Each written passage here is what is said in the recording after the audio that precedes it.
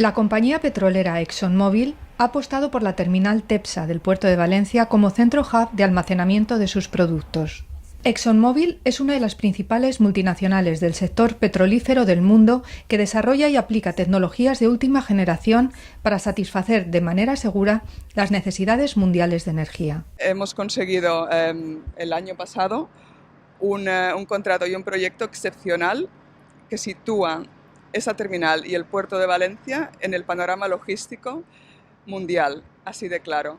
Hemos conseguido una operación hub es centro de distribución para el oeste del Mediterráneo, con la petrolera ExxonMobil para aceites lubricantes de primera generación y de segunda generación. Realmente en el Mediterráneo no es habitual este tipo de operaciones por la complejidad que tienen y por la dimensión. Significa una inversión superior a los 2 millones de euros y significará que en el completo de las operaciones pueden significar para el puerto de Valencia un volumen nuevo de buques de entre 80 y 100 buques al año. Es decir, es una operación que realmente da relevancia a Tepsa en Valencia y da relevancia al puerto de Valencia. Durante las últimas semanas, las instalaciones de Tepsa en el muelle de la Chitá del puerto de Valencia han operado 3 buques en carga y descarga de toda la gama de productos.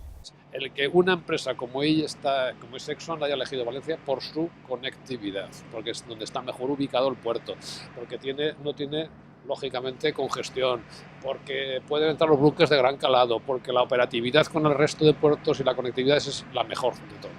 Y yo creo que eso es en el fondo lo que merece la pena resaltar desde el punto de vista del puerto, claro. La Autoridad Portuaria de Valencia aprobó recientemente la ampliación de la concesión para construir un segundo atraque que entrará en servicio a finales de 2019. Además de optar con otros puertos del Mediterráneo que estaban en clara competencia con nosotros, el que al final esta compañía nos haya elegido pues representa, aparte de una satisfacción a nivel individual, un proyecto muy ilusionante que nos da también bastante estabilidad a medio plazo. Con más de 55 años, Tepsa es una compañía líder en la recepción, almacenamiento y reexpedición de graneles líquidos, participada al 100% por Petrofrance.